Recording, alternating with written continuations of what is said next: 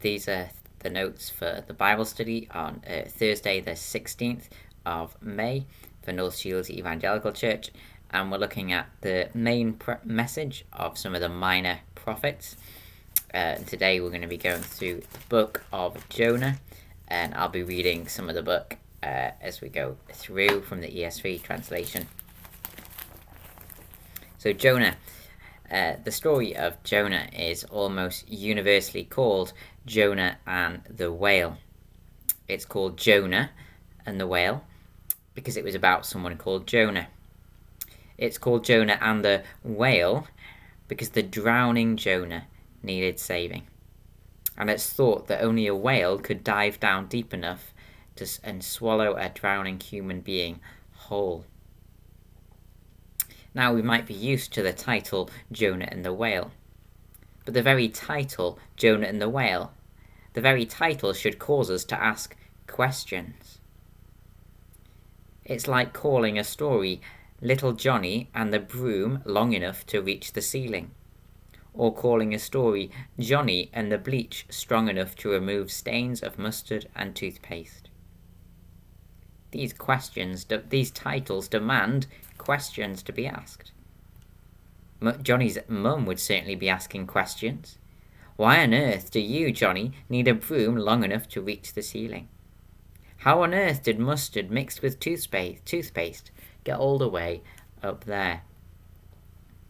The title Jonah and the Whale should cause us all to ask the question, how did Jonah end up at the very bottom of the sea, needing the rescue of a whale? This story behind this needs to be told. I'm going to read verses 1 to 5. Now the word of the Lord came to Jonah, the son of Amittai, saying, Arise, go to Nineveh, that great city, and call out against it, for the evil has come up before me. But Jonah rose to flee to Tarshish from the presence of the Lord. He went down to Joppa, and found a ship going to Tarshish. So he paid the fare and went on board to go with them to Tarshish, away from the presence of the Lord. But the Lord hurled a great wind upon the sea, and there was a mighty tempest on the sea, so that the ship threatened to break up. Then the mariners were afraid, and each cried out to his God, and they hurled the cargo that was in the ship into the sea, to lighten it for them.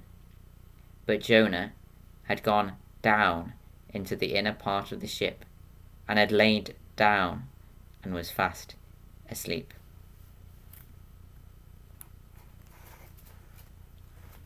Before Jonah nearly drowned in the sea, Jonah tried to drown out God's voice. In the original language, the word Tarshish is emphasized 3 times. It's as if we're told what is going on in Jonah's head. God told Jonah to go to Nineveh. By going to Tarshish, Jonah is trying to drown out God's voice. I'm going to Tarshish, I'm going to Tarshish, I'm going to Tarshish. Jonah's conscience is eating away at him. He is not at peace. The only way he thinks he can find peace is to go down to Joppa, to go down into a ship sailing towards Joppa, and to go down into the inner part of the ship, to lie down and attempt to get some sleep.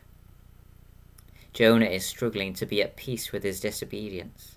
He's desperately trying to drown out the fact that what he is doing is wrong. Verse 6. So the captain came and said to him, What do you mean, you sleeper? Arise, call out to your God. Perhaps the God will give a thought to us, that we may not perish.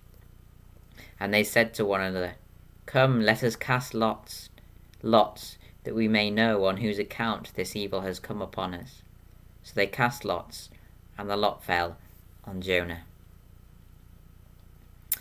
Picture the casting of lots like the sailors drawing straws. The one with the shortest straw is the one who is to blame. Notice that Jonah refuses to admit fault until the very last straw is drawn. He's attempting to drown out his feelings of guilt until he has no other choice. Verse 8. Then they said to him, "Tell us on whose account this evil has come upon us. What is your occupation? And where do you come from? What is your country? And of what people are you?" And he said to them, "I am a Hebrew, and I fear the Lord, the God of heaven, who made the sea and the dry land." Then the men were exceedingly afraid, and said to him, "What is this that you have done?" For the men knew that he was fleeing from the presence of the Lord, because he had told them. Even in his confession, Jonah is trying to drown out and cover up just how guilty he is. The sailors ask for his occupation, what he does for a job. Jonah's answer is that he fears the Lord, the God of heaven, who made the sea and the dry land. This is the height of hypocrisy, as Jonah was the only one on the ship not praying. Jonah was the only one asleep when everyone else was fearful. Jonah thought he could drown out the God of sea and land via his journey on land and sea. Even in his confession, Jonah is trying to drown out and cover up just how guilty he is. And Jonah was drowning way before he was thrown into the sea. For chapter 1 is all about Jonah trying to drown out God's voice, drown out his conscience, and trying to be at peace with his wrong. This speaks a universal truth to all of us. When we know what we are doing is wrong, our corrupt consciences will do everything possible to try and find peace. We'll minimize what we've done. We'll rationalize what we'll have done. We'll excuse what we've done. We'll compare ourselves to what others have done. We'll lie about what we've done.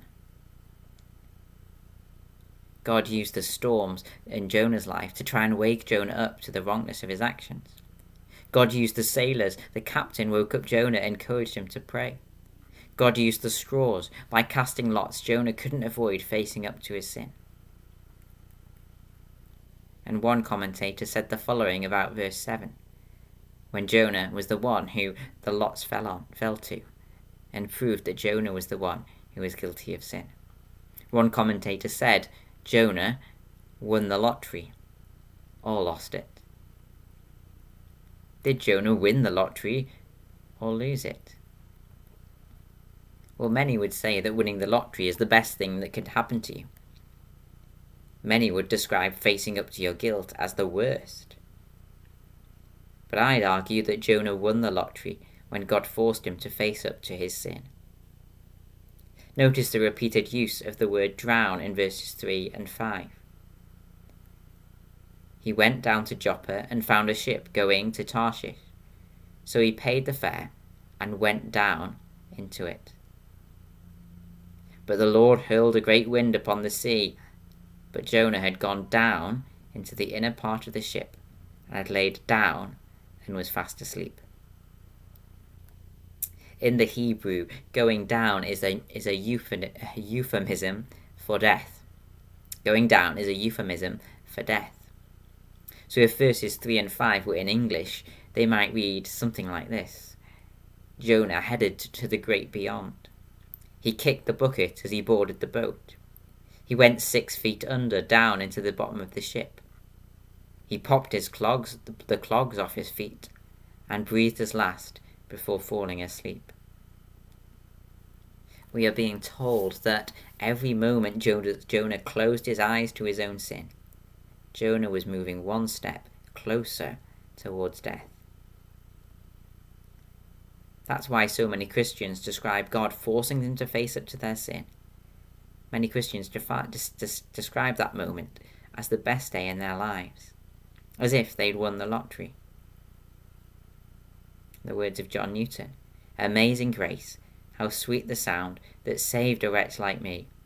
I once was lost, but now am found, was blind, but now I see." Or Charles Wesley, "Long my imprisoned spirit lay, fast bound in sin and nature's night. Thine eye diffused a quickening ray. I woke the dungeons, flamed with light." Or in the words of the psalmist, "When I kept silent about my sin, When I kept silent, my bones wasted away through my groaning all day long. For day and night your hand was heavy on me. My strength was sapped as in the heat of summer. Then I acknowledged my sin to you, talking to God, and did not cover up my iniquity. I said, I will confess my transgressions to the Lord, and you forgave the guilt of my sin. There are two ways to be at peace with your sin. There's Jonah's way, and there's the way described in these hymns and in these prayers. Everyone is trying to find a way to be at peace with their sin. One way is the Jonah way, to try and drown out the wrongness of what we've done. To try and, through hypocrisy or deceit, we minimize, we rationalize, we excuse, we compare ourselves, we lie. The peace we get from this approach to dealing with our guilt is false. It's unstable. It doesn't last. And the other way to be at peace with your sin is through bringing it out into the open to God. This peace is true, is stable, and permanent. So firstly, that's the chasing. That's about Jonah running away. And now we're going to look at the chasing after Jonah. So let's get back to the original question. Why did Johnny need a broom long enough to reach the ceiling? Or more importantly, why did Jonah need the whale? What did he need saving from? Chapter 1, verse 17. And the Lord appointed a great fish to swallow up Jonah. And Jonah was in the belly of the fish 3 days and 3 nights. What did Jonah need saving from? Well, you could argue that Jonah needed saving from himself. You could argue that an alcoholic needs saving from themselves.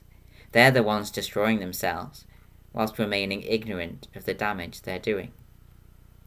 You could argue that a heroin addict needs saving from themselves. Everyone else cares about their life. The only person who doesn't is them. In chapter 1, everybody seems to care about Jonah's life. Everyone else except him. In verse 4, it was the Lord who hurled a great wind upon the sea, trying to get Jonah to turn around. In verse 13, we read that the sailors tried to avoid hurling Jonah overboard, even though that would save their lives. But they rowed harder to try and get to dry land. The sailors cared about Jonah's life. The Lord cared about Jonah's life. Everyone else seems to care about Jonah's life, except him. He goes down to Joppa, down into the boat, down into the very bottom. He falls asleep in the middle of the storm. Like an alcoholic in denial, he refuses to admit he's living in rebellion. This only pushes him closer to the jaws of death. And as a result, he sinks down, down, down to the very bottom of the Mediterranean Sea. 1,500 meters or 5,000 meters down, depending on whereabouts in the Mediterranean Sea you are. Jonah says in chapter 2, verse 6, I went down to the land whose bars closed upon me forever. Yet you brought me up my life from the pit, O Lord, my God. The whale was needed. The whale was needed to go chasing after Jonah, who was going down, down, down, further and further away from God, and further, further towards sin. What an amazing demonstration of God's love, that he would go to such lengths to chase after Jonah, and to chase after you and me. Chapter 2 is a wonderful picture of the gospel. A sinner heading towards death, heading as far away from God as possible. Yet God in his grace sends a saviour, chasing after him. That is what God has done in sending Jesus to run after, to come after us. And the Lord spoke to the fish, and it vomited out Jonah on dry land. Not just it vomited Jonah out upon the land, but it vomited Jonah out upon the dry land. And this is significant, for notice how many times water is mentioned in the previous verses. Verses 3 to 5. For you cast me into the deep, into the heart of the seas, and the flood surrounded me. All your waves and your billows passed over me. The waters closed in over me to take my life. The deep surrounded me. Deep, seas, flood, waves, billows, waters, deep. These waters were a sign of God's judgment, a sign of God's condemnation of Jonah's sin. But when Jonah cried out to God for grace, all signs of water, all signs of judgment, all signs of condemnation were removed. And the Lord spoke to the fish, and it vomited Jonah out upon the dry land. In much the same way, when we call out to Jesus Christ for mercy, there is now no condemnation for those who are in Christ Jesus. When we call out to Christ for mercy, all signs of God's judgment and condemnation are removed. So God goes chasing after Jonah. And yet in chapters 3 and 4, we see the frowning of Jonah. I'm going to read chapters 3 and 4 in full now, so you get an understanding of the story. Chapter 3. Then the word of the Lord came to Jonah the second time, saying, Arise, go to Nineveh, that great city, and call out against it the message that I tell you. So Jonah arose and went to Nineveh, according to the word of the Lord. Now Nineveh was an exceedingly great city, 3 days' journey in breadth. Jonah began to go into the city, going a day's journey, and he called out, Yet 40 days and Nineveh shall be overthrown. And the people of Nineveh believed God. They called for a fast and put on sackcloth, from the greatest of them to the least of them. The word reached the king of Nineveh, and he rose from his throne, removed his robe, covered himself with sackcloth, and sat in ashes. And he issued a proclamation and published through Nineveh, By the decree of the king and his nobles, let neither man nor beast, herd nor flock taste anything. Let them not feed or drink water, but let man and beast be covered with sackcloth, and let them call out mightily to God.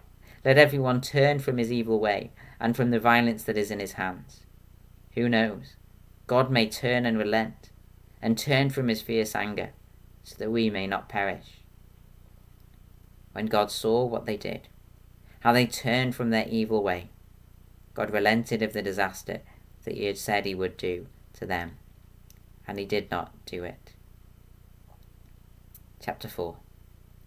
But it displeased Jonah exceedingly, and he was angry. And he prayed to the Lord and said, O Lord, is not this what I said when I was yet in my country? That is why I made haste to flee to Tarshish, for I knew that you are a gracious God and merciful, slow to anger, and abounding in steadfast love and relenting from disaster.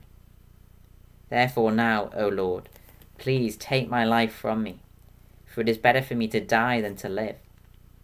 And the Lord said, Do you do well to be angry? Jonah went out of the city and sat to the east of the city, and made a booth for himself there. He sat under it in the shade till he could see what would happen, what would become of the city. Now the Lord God appointed a plant and made it come up over Jonah, that it might be a shade over his head, to save him from his discomfort. So Jonah was exceedingly glad because of the plant. But when dawn came up the next day, God appointed a worm that attacked the plant, so that it withered. When the sun rose, God appointed a scorching east wind, and the sun beat down on his head, the head of Jonah, so that he was faint. And he asked that he might die, and said, It is better for me to die than to live. But God said to Jonah, Do you do well to be angry for the plant? And he said, Yes, I do well to be angry, angry enough to die. And the Lord said, Do you pity the plant, for which you did not labour, nor did you make it grow, which came into being in a night and perished in a night? And should I not pity Nineveh, that great city, in which there are more than 120,000 persons who do not know their right hand from their left, and also much cattle? Sequels, film sequels. Sequels are meant to give the audience more of the same. In a sequel, you expect to see similar characters, facing a similar dilemma, with a similar tone to the film throughout. In this sequel to chapters 3 and 4, we see some things that are similar and some things that are different. And it's these differences that make part 2 of Jonah a very disappointing sequel indeed. Firstly, let's look at the similarities between the original chapter 1 and 2 and the sequel chapter 3 and 4. Similarities. Well, both Jonah and the people of Nineveh were sinners. And both Jonah and the people of Nineveh were deaf to God's voice. Jonah had specific revelation. God had spoken to him via words. The king of Nineveh had general revelation. He acknowledged God's kingship, and he had a conscience to know that the way he was living was wrong. But both Jonah and the people of Nineveh were deaf to God's voice. And as a result, both Jonah and the people of Nineveh were threatened by death. Jonah was threatened by drowning. Nineveh was threatened with an unspecified destruction in 40 days.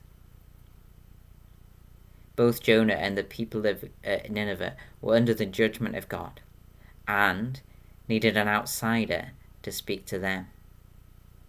Jonah the Jew needed the Gentile sailors to speak to him. The Gentiles in Nineveh needed Jonah the Jew to speak to them. Those are the similarities. Now for the differences. Though Jonah rejoiced in his own salvation, he didn't rejoice in the salvation of others. And so the ending tone of these two episodes in the book of Jonah are very different indeed. The end tone of chapter 2. But I, with the voice of thanksgiving, will sacrifice to you. The end tone of chapter 3, beginning at chapter 4. But it displeased Jonah exceedingly, and he was angry. There is a very different tone between these two books. Jonah delights in his own salvation, but he doesn't rejoice in the forgiveness or salvation of anybody else. Jonah rejoices in God's grace, but refuses to show that grace to others. As I read Jonah's story, I found myself delighting in just how much God has reached out to me. Like with Jonah, God still did and still is chasing after me to wake up to my sin and save me from myself. I was deeply struck by how, like Jonah, I don't share the same enthusiasm for reaching out to others. Even the Gentile sailors were eager to reach out to Jonah, whereas Jonah was reluctant to reach the Ninevites. The city was 3 days' journey in breadth, but Jonah stepped into it, spoke briefly, and the rest of the unreached people had to hear by word of mouth. Jonah invested little and was willing to leave the salvation of the Ninevites to chance. Change is needed if we find ourselves doing the same, refusing to reach out to unbelievers or doing it only with a little enthusiasm, not showing the same concern for their salvation as we show concern for our own. I was also shocked by just how willing Jonah was to stand in judgment over others. He was happy to sit overlooking the city and watching it get condemned. Yet what would have happened if God did the same for him? whereas the Ninevites repented after Jonah had uttered a single sentence. Jonah remained unrepentant, despite a storm and the repeated pleas of the sailors.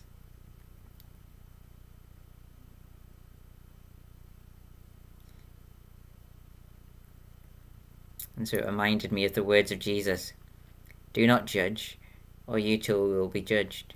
From the same way you judge others, you will be judged, and with the measure you use, it will be measured to you.